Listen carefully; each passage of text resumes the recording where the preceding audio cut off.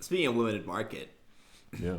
I put $400 in the stock market over the last 2 weeks. Is that one share of GameStop? I actually own mostly AMC because I couldn't afford a GameStonk. So I have 10 shares of AMC, one Disney, and one GameStop, or like half a GameStop, I guess. It's so crazy. Like Disney right now is valued higher than they were last February. They're at like one of their, I think if not their all-time high, they're very close to it. Mm. And in February of last year, obviously making all this money, I think they had just launched Disney Plus, were just about to, and then their whatever, all their stuff was open. And then the parks were forced to close, and Disneyland to this day is still closed, and they're worth more than that. It's based on nothing. Like all of this really stuff is based on nothing. My whole reason of picking it up was so Disney's gonna put out their financial report on the 11th, right? Mm-hmm. So if I buy now, then if people are like excited about their financial report, they're gonna buy, and then I can sell. And if people aren't excited, then I can just hold, because I feel like Disney is probably just gonna always go up. They're Well, kind so of then just shouldn't you too big. Shouldn't you hold long term anyway then, if you believe it's got long term potential? Maybe. I mean, Disney will always have long-term potential, but I don't think it's going to be like always going up. I feel like it's going to have like peaks and valleys. Well, yeah, that's true for everything. I guess what I'm saying is, if you think it's going to go up on earnings, dude, just buy a call. Just get into options, dude. Just get into this crazy gambling shit with me, bro. Lose hundreds of dollars with me, man. I feel like that's an investor thing where people kind of get lucky when they're dipping their toes or dipping their toe into something, and they're like, "Oh, this stock market thing is easy," and then someone is gonna take, their initial little earnings. It's like a casino. You get the little win, and then they get you again, because you're gonna be like, "Oh, I'm gonna buy, Tesla calls." It's like, okay, well, they're already like 8 times their value over the past year, so maybe not on the calls. It's like, fuck it, man, I have faith. And then you lose all your money. You're like, oh, the stock market's rigged or whatever. Last week I bought a VF Corp one, because I was in my head like, Vans, they sell skateboard stuff, like that can be done social distancing, and they also own North Face, that's like hiking and mountaineering, and that can be done through social distancing. So I was like, they're probably going to do pretty well on their financial report.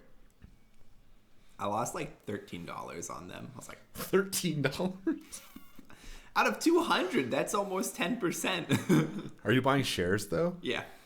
That's what I'm saying. Like, it doesn't, until you sell at that price, it's kind of whatever. It's like, just hold for another 6 months. Chances are it'll probably be fine.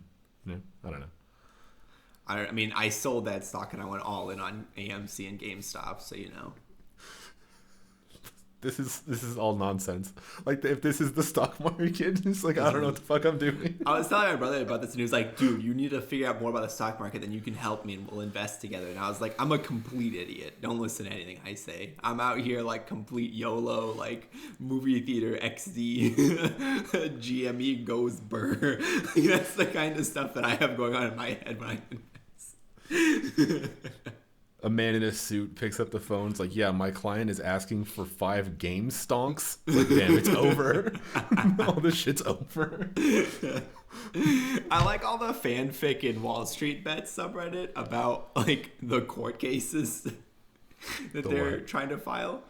Oh, yeah. I don't know much about that. Oh, they filed what is it called? Class action lawsuit. Yeah, they filed a class action against Robinhood, but then in the comments, whenever they talk about it, they do like this little fanfic part where they just talk about what the people would say in there, and it always cracks me up. Okay, it's because Robinhood stopped trading up GameStop for that like day or whatever, right? Yeah. Let me see if I can find the like thing from there. It cracked me up so much. Everybody at it was my little cousin's birthday party this past weekend, so everybody in my family was asking like, hey, what's up with this GameStop? Hey, what's up with this stock market? And I was just like, yeah, well, and then I kind of tried to explain things as best as I understand, whatever. And then it inevitably ended with them being like, I want to get into this so I can buy GameStop. And I'm just like, no. You're like, listen, I'll tell you who's buying GameStop, and then none of them are smart. Okay, so I found it. All right, so there's two people you need to know about this. There's Johnson, who's a lawyer, and there's DFV, who is the, Reddit user. And it starts with Johnson. And you say GameStop restricted your ability to engage in free trade? DFV. I wanted to buy the honey mussy dip to go along with my tendies, but they said I could only sell like a toilet paper hand smooth brain. Johnson, am I to understand you mean that you wanted to take advantage of the reduced stock price, but Robinhood prevented you from buying and only allowed sales? DFV, that is correct. Johnson, and how would you say this affected your overall economic rights? DFV, they violated my very core Robinhood on some bitch shit. I don't know what half of what this thing is talking about, but I think it's funny. Yeah, I was listening to a pretty popular radio host explaining what tendies were to their very normal listener base. Is like, okay, this is. Oh no. It just feels like I don't know. I guess it just feels like all of it's nonsense, and this is proof that it's all nonsense. Where it's like, oh, did GameStop actually rise 6 times in value because of anything about their business? And it's like, no, this other bullshit happened and made this company worth $13 billion. When a year and a half, or not even a year and a half, like a little over a year ago, it was worth, I think, like $250 million. It's like, all this is stupid, but that's the economy. It's weird. So what I'm saying is I'm all in on Dogecoin. You actually would have made a killing if you were in Dogecoin last week, is all I'm saying. I bought some Dogecoin because I was thinking, well, if the meme really takes off, all this has to do is hit like a dime and I'm good. So we're a little down. Doge boys were down. But, did it spike last week though? It did to 8 cents. I was just thinking the entire time about how Brendan in 2012 or something like that was telling us to get into Dogecoin. He was mining Dogecoin on something. I think it was in college, maybe 2014 or so. I mean, he was also the dude who was tip people on Reddit and stuff in Dogecoin as a joke. Yeah, but even if it's a joke and it's like a big dumb, it's an actual meme. If you kind of think about, okay, well, investing in Bitcoin is just basically saying, I think this is going to be a currency in the future. There's a finite amount, and I want some part of this finite resource that we'll agree is useful. If you look at a collector's item, something purely aesthetic or purely whatever, people buy that shit for a lot of money. People buy that shit for a lot of money in video games, for purely digital things. And it doesn't really matter, but we value it very highly. So then who's to say in the nightmare future that we're all headed towards, in 20 years, okay, Bitcoin is the thing, but also memes, you know what I mean? Memes are a thing. So it's basically like a meme collector's thing. All I'm saying is go all in on Dogecoin. Hell yeah. That's for the love of my family. Please save us. We're down 50%. Imagine YOLOing on Dogecoin this week only to realize it's not going to go up again for a while. For a while though, I think is the thing. I mean, I'm kind of unironically into Dogecoin because of what I said. It's like the future meme currency collector thing. If cryptocurrency is real, then Dogecoin is going to be how there's a meme economy or whatever on Reddit? Yep. Mm-hmm. It is quite literally that, an actual currency based around a meme. Meme economy is just trying to get you upvotes for using the freshest memes. But there's an actual meme. There's an actual economy to it, though. If you capitalize at the right time, hot memes are what made people care about Wendy's on Twitter or all that shit. It's the unfortunate reality because, like I said, we're in a nightmare world, but corporations are trying to get in on memes so they can capitalize on them as fast as possible. There is a true meme economy. We really do live in the upside down times. And if you have a good meme on Twitter, people use it to promote their own shit. It's oh, how can I make this meme about something that my followers would like. Like I Am Developer, that dude basically does that. He'll take popular meme templates and make them for tech people. And then what does he do? He promotes other shit. He does ads. Like, it's a nightmare. Yeah, but, we live in a nightmare. Yeah, but I like him, so I don't count that. That's not the point. Yeah, I don't know. Yeah, Dogecoin though. I think the part that I like the least about this is corporations having their social media bicker online. About like what? Chick-fil-A and Wendy's will go at it a little bit. I mean, that's... Because there's a chance it's actually just the same person. They both use the same agency to do their social media. And just one dude posts on Wendy's, then he goes and hops over on Chick-fil-A, then back to Wendy's, and is just like, yes, the views are pouring. It's like rap beefs, like manufactured rap beefs, where they're like, "Hey, we're gonna make you feud with this guy to increase both of your record sales." It's like, "Oh, you're gonna say that their chicken sandwich is bland," and your Twitter diehards. It's like if you're an Arby's diehard on Twitter, you should rethink how you got here. You know what I mean? I think it's interesting how people like connect to brands. Like I'm very into certain brands and like I connect with them, but I'm not at the level of like I follow their Twitter and retweet their tweets and like reply to their tweets. I get like at the end of the day, every brand is just trying to make some money off of you. But I guess what I would like is the brand to lie to me or to make me feel like it's worth it at least. If it's just, hey, we're on Twitter, we got a new double cheeseburger. It's coming out tomorrow for $4.99 in a combo. But then they put some sort of meme around it, and it's like, whoa, we've got a $4.99 combo. And then it's like, okay, yeah, like I like this because it's funny. Like I can't like that shit because it's so blatant. It's so whatever. But if it's like genuine as it could be, where it's like, look, we're trying to get your money, but like we're not trying to be fucking stupid. You know? I don't know. I don't know if I understand. I don't know. I'm into like the idea of like Red Bull's version of advertising where they'll just sponsor everything and anything and you're just like hype.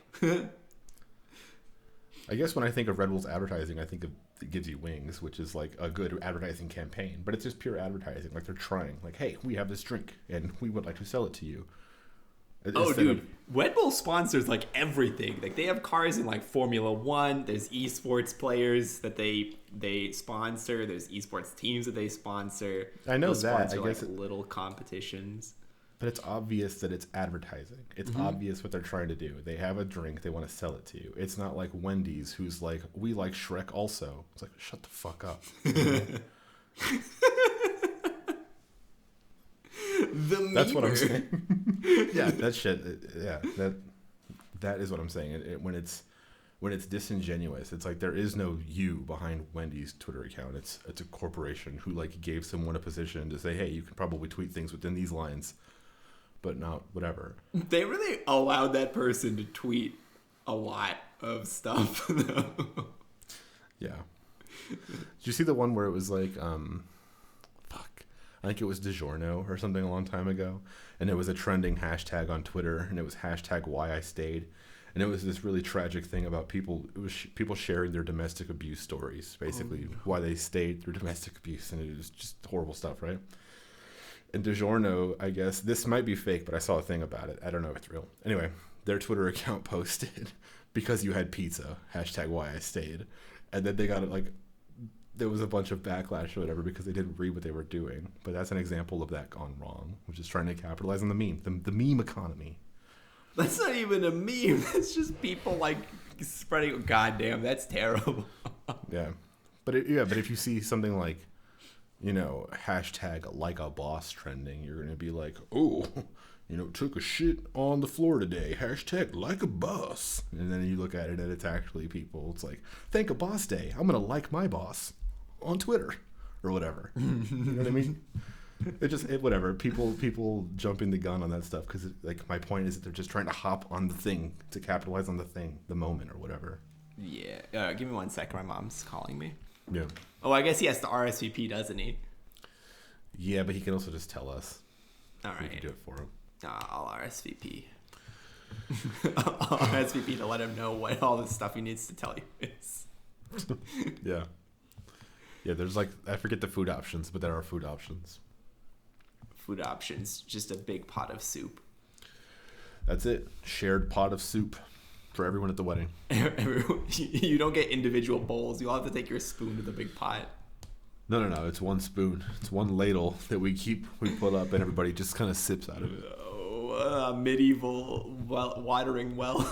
Yeah, but you have to wear your mask while you do it to be safe. That would really crack me up to see. I'm trying to imagine what that would be like, watching a bunch of people just pour, but then like all of them are wearing like nice clothes too, so they're trying to like not to get it all over. And they're just trying to like pour hot soup through their mask. Or you could always go with like a gazpacho and it would be a cold soup. Is that the secret communist police? No, it's like Italian tomato soup but cold. I'm thinking of Gestapo. Yeah, that's also the East German KGB equivalent. Yeah, no, gazpacho, same thing, very different meaning. Or if you watched the show Chowder when you were younger, he's the woolly mammoth who lives with his ma. I did not watch that show. I generally didn't watch Cartoon Network. Just wasn't cut out for it, you know. I think you missed a lot of that show because that show was very funny. I think it still is very funny. I think I'm good. You know, I got Lizzie McGuire and SpongeBob SquarePants instead. I didn't really need much on Cartoon Network. Like I got Dexter's Lab and I got the good stuff. But once it was kind of codename Kids Next Door, all that. Once it was Toonami, you know, I kind of dipped out of there. Really? Yeah. I like Codename Kids Next Door. It's fine, but again, I'd rather watch SpongeBob SquarePants or Lizzie McGuire. That's true. Yeah. I don't know. I like SpongeBob, but I don't know anything else. And Zoe 101. I like that show too. I don't know anything else on Nickelodeon that I was like super into though. Fairly Odd Parents? Fairly Odd Parents and Jimmy Neutron. Yep. I don't know, man. Honestly, SpongeBob just dominated the same way that everybody just leeches off of the success of The Office and South Park. And they just play that shit and that pays their bills or whatever. Mm-hmm. Like Comedy Central or TBS. It's kind of like whoever gets SpongeBob, which in this case is just Nickelodeon. They just milk that shit. Yeah, 36 hours straight of SpongeBob. Woo! They really did hit gold with that show, though. Like, yeah. Oh, I don't disagree. I'm just saying it's them, just like I said, milking SpongeBob all these years later still. Yeah, I was talking to other people about this. Do you think like 15-year-olds know who Yogi Bear is? Yogi Bear? I don't think so. I barely know who Yogi Bear is. It's yeah. Like it's kind a little before our time. Like I caught it when I was super young, but I feel like all that era was on the way out when I was young. He was on like Boomerang, and like you'd only watch Boomerang when Nickelodeon was doing their like outside and play time, where I don't even know if they do that anymore. They would just do like no programming for a whole day. The day of play or whatever. Yeah. Yeah, but Boomerang was for old shows. Like, so even extra no, because there's nothing really like that for kids today. But for us, we at the time were the like young whippersnappers who needed to know about the old stuff. That's why they put it on in the first place. But now it's like, fuck it, here's an iPad. Yeah. I was telling them too that I would really like to see a live action version of that show where they just have like a super high def CGI grizzly bear doing all the Yogi stuff. And like a really small like CGI grizzly bear doing all the boo-boo stuff, and there's like the park ranger who chases them. I would really crack me up. That sounds terrible, Yazeed. I wouldn't. Yeah, that's why it'd be funny. I think it would be horrible, but I think it'd be hilarious to watch like just a regular dude chase a giant grizzly bear away from a picnic basket. I feel like it would be like the Lion King remake or whatever, the live action Lion King remake, where it's like, okay, well, it's cool that you felt like you should make this, but you didn't need to make this, and no one will remember this in 10 years. It's like the original will be the thing. So you can make your weirdo furry edition of Yogi Bear, but I don't think the world will remember that. I don't think so either. I just think it would be funny if they used the like same engine that Disney used for their hyper realistic Lion King movie for this Yogi Bear one, because I can't get over the idea of like, you know, like a grizzly bear is supposed to like one of the most fearsome animals in North America, and there's just like a park ranger who just kind of tells him to stop stealing a picnic basket. I don't know. Like, I understand why that show was funny back in the day. Yeah. I don't know. I don't even know if kids think that same stuff is funny. You know, like the idea of a bear stealing a basket. It's like, so what, boomer? You know? You've got, what do kids like? I don't know. TikTok dances. What do they laugh at? Like, what do kids think is funny? I'm on TikTok still. Well, I'm not on TikTok. I watch TikTok compilations on YouTube still. It's like when you said that you come home every day and watch 4 hours of Vine compilations. Or I know. It is. No, it was serial killer shit. It was never 4 hours. It'd be like an hour maybe. That's a lot of Vine compilations. Well, yeah, but you know, you got to catch up with all the Vines. Then you memorize the Vines. You know. No, I don't. I don't know. That's like 1,000 Vines a day if it's an hour. Well, yeah, but like a lot of them are repeats, right? Because like there was like the highest tier of Vine, and like all of their Vines just are in a bunch of compilations. Like when you're watching compilations, you'll just like skip through a bunch because you've seen them already. Yeah. Yeah, I kind of get that. There used to be there's a website called World Star Hip Hop that used to do Vine compilations. I used to watch those quite a bit, and it was like a third of it was funny pop culture stuff. A third of it was fights, and a third of it was softcore porn. So it was a pretty good mix of everything that a 20-something-year-old needs, really. So that was my favorite. Like I would be on World Star every day looking for those a few years ago. Like wait a second, isn't World Star like known for just their fight stuff? Yeah, well, I mean that's what they're known for. But World Star has a bunch of hip hop videos and stuff too. I mean it's a hip hop site, so there's fights, softcore porn, and hip hop, which the music videos are often combinations of violence and softcore porn. Kind of the whole market. Their audience demands a certain type of content, and God damn it, they're going to provide it. That's right. That's right. But yeah, no, so the whole World Star thing, when people get into a fight, that is obviously from there. But those Vine compilations were pretty different because there was no real narrative. I mean, I'm sure it's the same way on YouTube, but it's like it'll just cut to the next one. So it's like, ooh, that girl's kind of half naked. Oh, fuck, that guy is bleeding out of his ears, It's very different. And the fact that it's every 6 seconds, it's kind of just like, it's too much. So. Yeah, I mean, I will say from the compilations, you find some, like, of your favorite Vine people, and you go and, like, see if they have a specific compilation. Like, I liked, what was her name? Not Even Emily. And she would just do, like, these little skits. And it was very funny. Like, there was one where she's, like, pretending to, like, coddle a baby. And then she cuts to herself on the other side. And she's like, oh, can I get a sip of that? And then it cuts back to her holding the baby. And she's like, I'm breastfeeding. I think about that one a lot, and I chuckle to myself sometimes. Do you feel like any Vines need to be preserved for the next generation, like in the way that we still study Shakespeare? Like, yeah, there's one where it's a dude, and he's like, all right, do you have some shaving cream? And then it cuts to him sitting there, and is like, nah, I don't like the way it tastes. And it cuts back to the other version of him, and is like, you eat shaving cream? And it cuts back to me, and it's like, nah, I don't.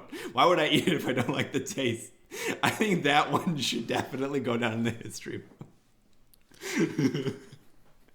Yeah, I remember you told me about that one a long time ago. That one's it's like one of those, like there's the classic joke or whatever of the make sure the guy is dead and he shoots him dead, whatever on the phone. It's like that kind of a formula.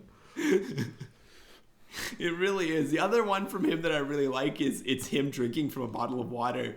The dude's like, can I get a sip of that water? And he's like, it's not water. He's like, vodka, I like your style. And he's like, it's vinegar. And it's like, what? It's like, it's vinegar, pussy. Like, just the idea of somebody drinking vinegar out of a regular, like, Dasani water bottle. Yeah. That's funny. I guess I at the time I kind of thought, this whole 6 second thing is stupid, and it's just a way to, like, oh, the kids are getting dumber. Like being a kid myself was like, oh, this is entertainment's getting worse. Kind of that same thing of like, I was born in the wrong generation, man. Fuck the Black Eyed Peas. It's like that stupid I'm special thing. But no, it's actually kind of a cool thing because it made people condense their content into something like the core of the joke, and 6 seconds is kind of perfect for that. It's like you can't overthink 6 seconds. Yeah, and apparently like a lot of the people who were really successful on Vine went on to do like writing gigs and like wrote for shows and stuff like that, and movies and things like that. Wasn't Jake Paul, or what's his name, a Vine dude? I don't know. Or Logan Paul? I've never seen any of their Vines in a Vine compilation, so I don't really know what they look like even. All I know is that my brother really liked one of them, or likes one of them still. I'm not sure. Yeah, I would think that with that fact, you would know what at least one of them looks like. I didn't know they were different people until like pretty recently. Jake and Logan Paul. I one of them I know did the Japanese forest thing. I don't know what the other one is, but apparently they both became boxers now or something. So there's that. I have no clue. All I know is that Reese is too old to like those two. My brother is such a goofball. He's like almost done with school, and at the same time he's like a child. It's weird. It snowed like 3 times in the past 3 years. Yeah, 3 years, and it used to be once every 5 years it would snow. So it's super weird. When I was in kindergarten, I remember them being like, yeah, back in the 70s, it snowed once. And I was like, exactly. Wow, I wish I experienced snow. Every year, it's like you get one a year, one part of one day for snow. Yeah. Well, yeah, there was I can think of 3 instances ever that it actually snowed in Tucson before the last 5 years. And it was one year on Easter, which was super strange because that was like in April, so that's like basically unheard of. And then another one was in middle school, and they shut down the buses, but they still technically had school that day. So the kids who went just made a big shitty snowman in the middle of the field. It was that was pretty cool. That was probably the biggest snow day. I just didn't go to school that day, but yeah. My mom was like, nah, just chilling, do whatever you want. And I was like, hell yeah, that means playing video games, right? Yeah, at that age, yes. Like, what are you gonna do? What am I going to do? Go run outside and make a snow angel? Like, no, I'm going to play video games. Yeah, when it snowed last year or the year before, that's exactly what I did. I was like, in the middle of my work day, I was like, I'm going to go make a snow angel. See you later. And it's like in the street or like on the ground. So it's just, and it's that much snow. So once you actually get in there, you realize you're just laying in dirt and shit. It's like, oh, I made a mistake, but I'm committed to the snow angel. Well, my mom has grass, and like the snow would stick to the grass for a bit, and it was kind of cool. What I didn't realize though was that when you make a snow angel, you get wet because you're laying in and melting snow. Mm-hmm. So I laid down, was cold, got up, and I was like, why is my ass wet? In elementary school, I made dirt angels because I was just so desperate for any sort of fun activity to do outside, My friends and I, we did dirt angels in the little playground area. You don't get wet, but you get pretty filthy. I think elementary schoolers get a pass on pretty much anything, though. Yeah, I guess. But I feel like doing a dirt angel as an adult would be kind of freeing in a way. It's like, fuck your rules, world. I'm 30. I think if you're going to a playground, you have to have a kid to do that. I don't think like a 30-year-old should be going to the playground to go make a dirt angel on their own time. Should and could are completely different things. Just because I shouldn't go to the playground alone and do dirt angels doesn't mean I can't. Or if you're if you're gonna do it, that's fine. But do it when kids aren't around because of the implication.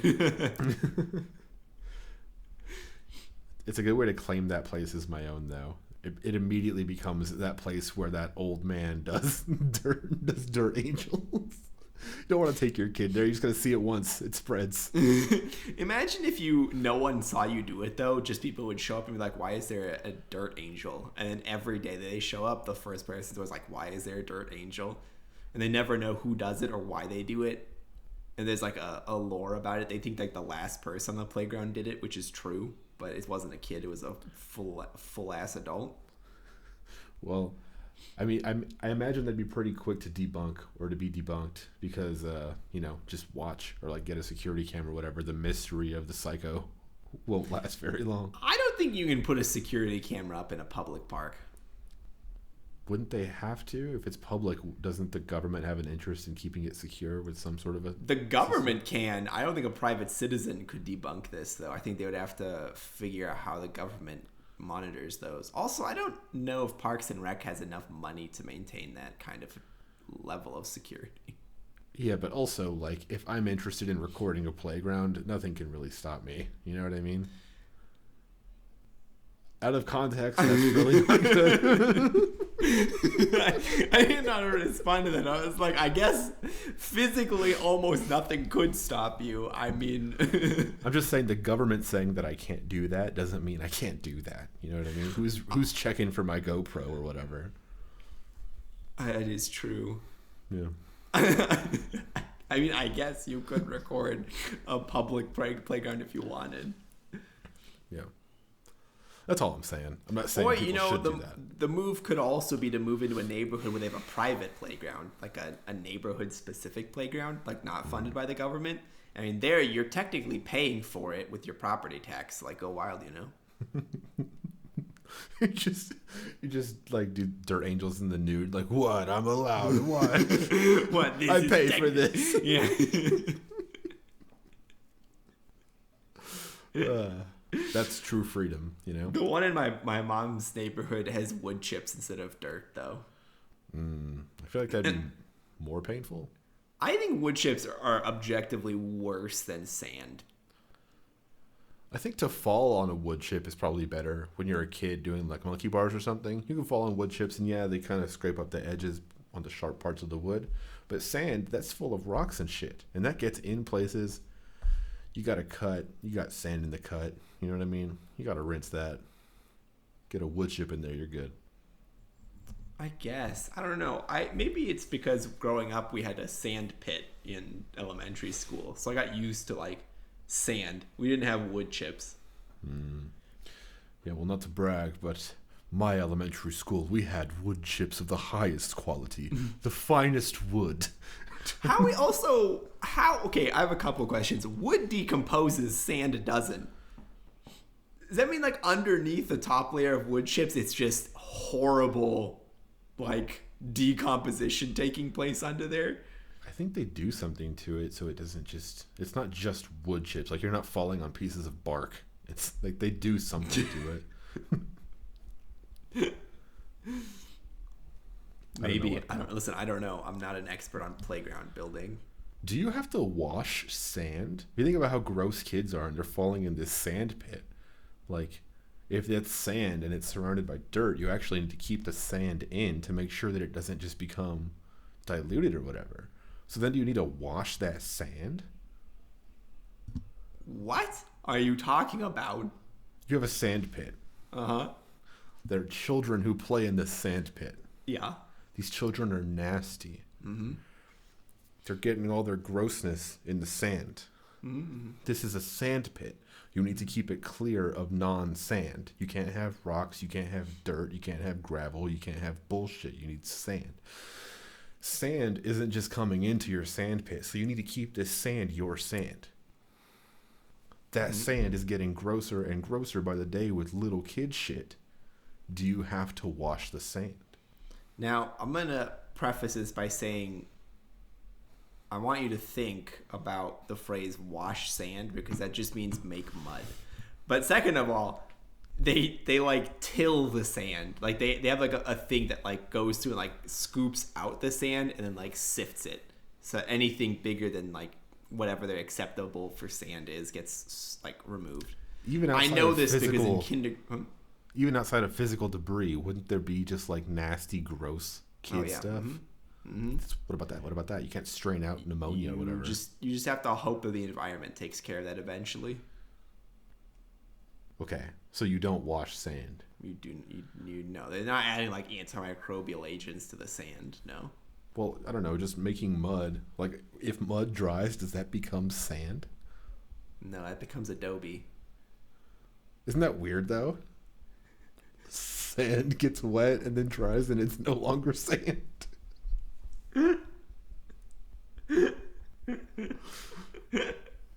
I mean, it is kind of crazy. What the fuck? You know what I mean? I don't know.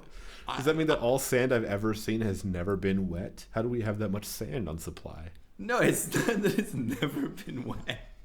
What the fuck? You just said if it dries, it's Adobe. If you make mud, okay, all right. Let me break down to you like beach sand, for example. Beach sand. A lot of beach sand is made up of like rocks that got beaten up by the tide, like fish poop, right, and debris from coral.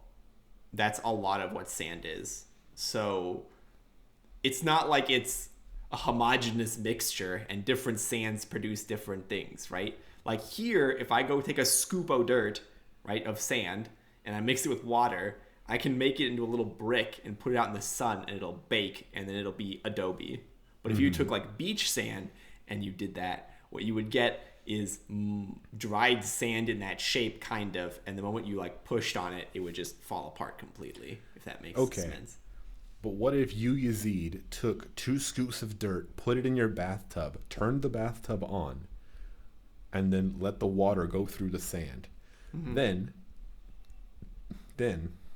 you let it dry. You close the bathtub and you let it dry. Is that what remains once all the water has evaporated? We'd have to do an experiment. If it's sand, that shit's crazy. Because it's like, it's so not wet. You know what I mean? Like if it can go back to that state, that'd be so crazy. You'd have to dry it really well. Air does that though. You ever leave something out in air? Air dries that shit out. Not always. Okay, but in general, like you've seen jerky. Given enough air and heat. I agree. Given enough time, air will most likely dry something out, but it doesn't always dry something out. Like when it's stupid humid here, it takes forever to dry if you're just gonna air dry. Forever is figurative, though. There is an end to that time, and it takes do it. It takes a couple of days to air dry. Is that your new thing? Have you been influenced by the Filet-O-Fish once again? Because you said scoop o dirt, and then you said something just now. What's happening to you? Days. I don't know, honestly. It might be that I went to McDonald's this past weekend for the first time in a while. You got your Filet-O-Fish? I did. I got 2 Filet-O-Fishes and a small fry. Nice. And they're like, do you want a drink? And I was like, no, I don't want a drink. Damn, what a fucking baller. Doesn't get a drink with his 2 sandwiches. That's right. Well, because I drink water. Mostly because I'm an old man and soda makes me want to die. So, you know. Oh, I can't do soda. I'm too old for that. I will do 2 sandwiches and fries though. That sounds fucking amazing. I was telling somebody about this where it's like, literally like last year or the year before that, I would go to Panda Express and I'd get one of their like big tubs of chow mein. And then would stop by a Cinnabon, and I'd get a big Cinnabon for dessert for lunch at work. And I would eat all of that at lunch for work. And I'd be totally fine. I'd go home and eat dinner. The thought of doing that now, I would die. That's like 1,900 calories in a single sitting. I would guess more than that. I would guess probably significantly more than 1,900 calories. Really? An entire Cinnabon?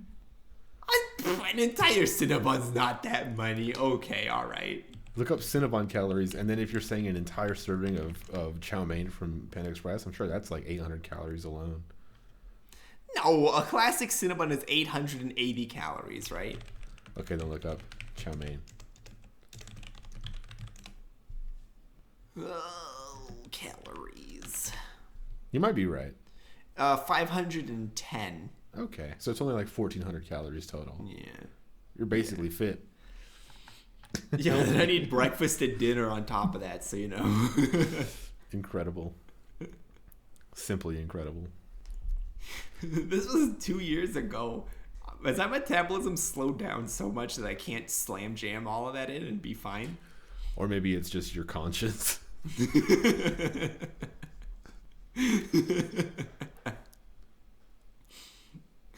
Probably that one. I don't know. I always gotta power through it though when it's like, oh, I shouldn't go for that third Krispy Kreme donut, you know. Then I black out and I'm on that ninth Krispy Kreme donut. Postmates does this horrible thing where they'll email you and be like, I think today's donut day. And I'll be damned if on Sunday when they text me that, I wasn't like, it could be donut day, yeah. Oh, yeah, it's donut day. Well, the thing I hate is when people just say, oh, it's National whatever day. National Banana Cream Pie Day. It's like, shut the fuck up. Big Pie is the one funding all these days. And they're not real at all. They're just fake for Twitter hashtags or whatever. That's the shit I hate the most. I'm all about International Pancake Day, though. Or National Pancake Day. That one I think I'll give a pass because IHOP has always done something for it. But the other ones... pancakes. It's a pretty good deal. Yeah, but like the other day I saw one and it was National Sous Vide Day. It's like... Who is funding this? That's like, not even that old. Sous vides are pretty new. The machines, but I think the technique's been around for a while. But like I think the craze is new, but the technique of cooking things in a temperature-controlled water bath is not new. I think that you have to have the technology to do that. I literally think that's a technique that was invented because we had the technology to do that, if that makes sense. I don't think in like the 1800s they could do that. But they could make pancakes in the 1800s, you know what I'm saying? Low temperature cooking was first described by Benjamin Thompson, Count Rumford in 1799. He used air as the heat transfer medium in his experiments while attempting to see if he could roast meat in a machine which he had created to dry potatoes. Whatever the process is, I'm saying is not new. The like concept of cooking things like a sous vide is not new. But yeah, the machines that we have today are new. I guess is what I'm saying. And Wikipedia apparently is proving me right, except it's a long article and I'm not going to read the shit.